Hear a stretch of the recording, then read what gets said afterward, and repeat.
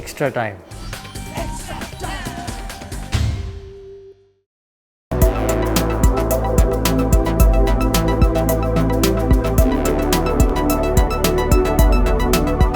মিষ্টি কথা, বাংলার নতুন মিষ্টি।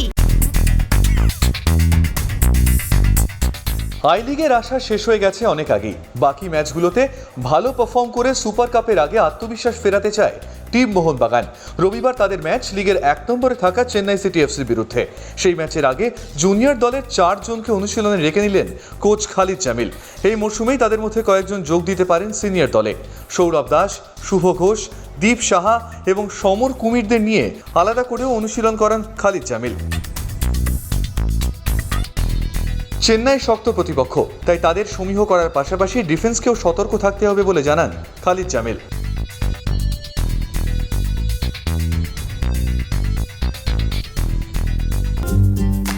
লেটেস্ট নিউজ আর এক্সক্লুসিভ ভিডিওর সঙ্গে আপডেট থাকতে এখনই সাবস্ক্রাইব করুন আমাদের ইউটিউব চ্যানেল। বেল আইকনে ক্লিক করতে ভুলবেন না যেন।